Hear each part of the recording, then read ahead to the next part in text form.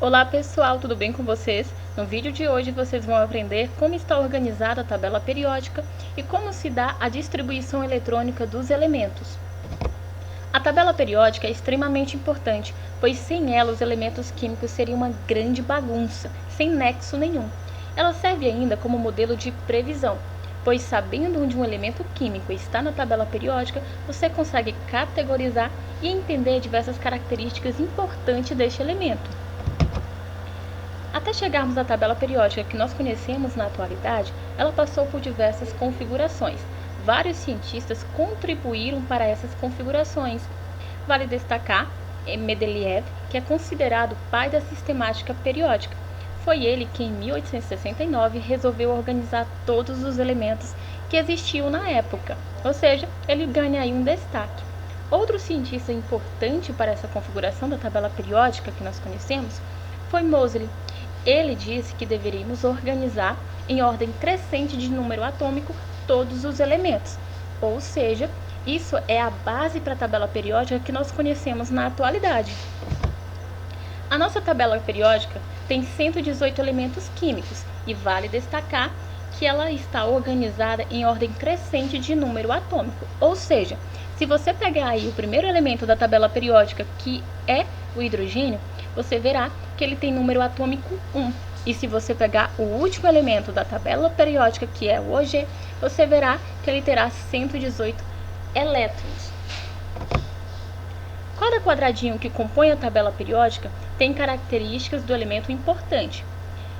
Então, você terá número atômico, que fica na parte superior, o símbolo, que pode ser constituído por uma ou duas letras, o nome do elemento químico, a massa atômica e a distribuição eletrônica. A nossa tabela periódica está organizada em grupos.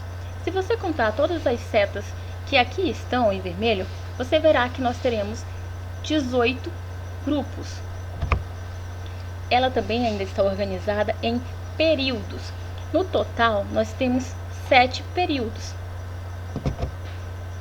De forma geral, a tabela periódica está organizada em metais, aqui localizados nos quadrados amarelos, os semimetais destacados em rosas mais claro, há metais destacado em roxo, gases nobres, aqui em azul, e o hidrogênio.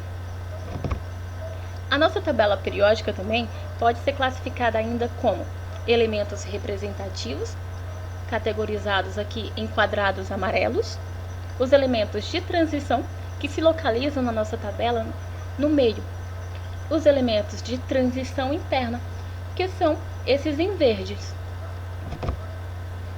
A nossa tabela periódica, pessoal, ainda pode ser categorizada como metais alcalinos, que estão na primeira coluna da tabela periódica, metais alcalinos terrosos, que estão na segunda coluna aqui destacado, calcogênios, halogênios e gases nobres.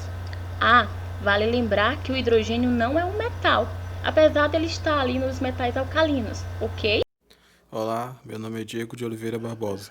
Vou comentar com vocês sobre distribuição eletrônica e sua relação com a tabela periódica.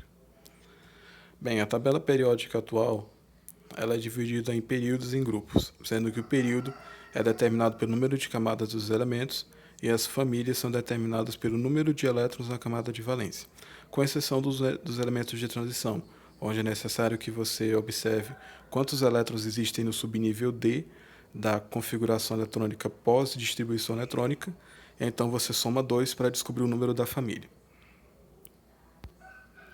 Bem, os metais, os ametais e os semimetais apresentam características que os distinguem. Os metais apresentam alta capacidade de brilho, alta capacidade de condução elétrica e condução de calor. Os metais apresentam grande maleabilidade e são dúcteis. Os ametais já são totalmente o contrário.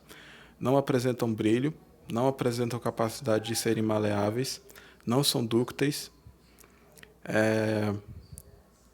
e, essencialmente, realmente são o contrário dos metais. Os metais se apresentam em maior quantidade, os ametais não. Como eu havia dito, os metais eles não apresentam essa essas características correspondentes aos metais. Bem, os semimetais eles já são intermediários. As características deles existem de forma intermediária aos metais e aos ametais. Então, eles conduzem corrente elétrica com os metais? Conduzem, mas não tão eficientemente, por exemplo.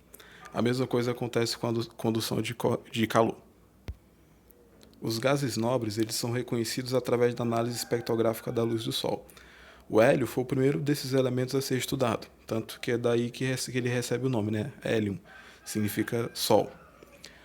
Esses elementos são reconhecidos pela sua alta estabilidade atômica, ou seja, eles obedecem à regra do octeto totalmente e já tem esse octeto completo. Eles já têm 8 elétrons na camada de valência. Eles naturalmente não precisam fazer outras ligações químicas para ficarem estáveis.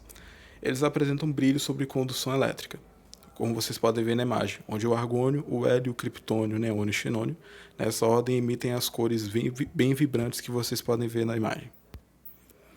Bem, existem 3 ligações químicas: a ligação metálica, a ligação iônica e a ligação covalente.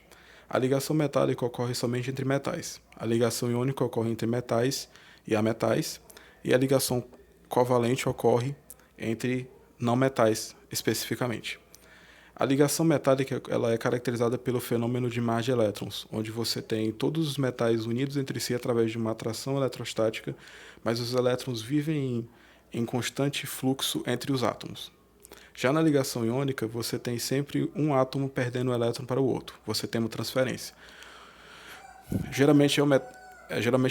Todas as vezes é o metal que vai transferir o elétron para o não metal.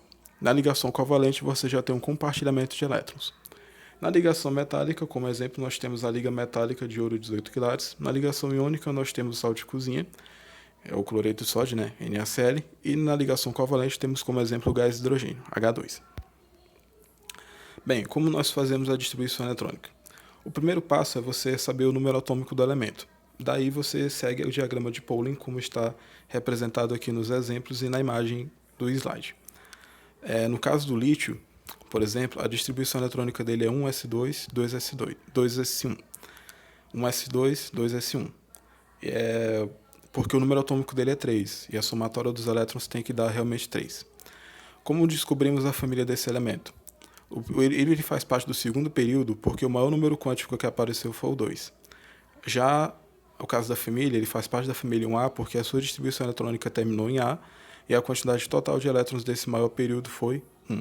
A mesma coisa vai ocorrer com o sódio, cuja distribuição eletrônica é 1s2, 2s2, 2p6, 3s1. Ele faz parte do terceiro período porque o maior número quântico dele é 3 e a quantidade total de elétrons que tem nesse número quântico é 1. Então ele faz parte da família 1A. Bem, no caso do ferro, como ele é um metal de transição, na sua distribuição eletrônica 1s2, 2s2, 2p6, 3s2, 3p6, 3d6, 4s2, eu tenho que somar 2 a quantidade de elétrons do subnível D. No caso, como deu 6, então a somatória vai dar 8. Ele faz parte da família 8b. Todos os elementos que são caracterizados por esse B, família 8b, família 9b, são elementos representativos. Ele faz parte do quarto período porque o maior número quântico que apareceu foi o 4. Bem, espero que a minha explicação tenha sido satisfatória. Obrigado.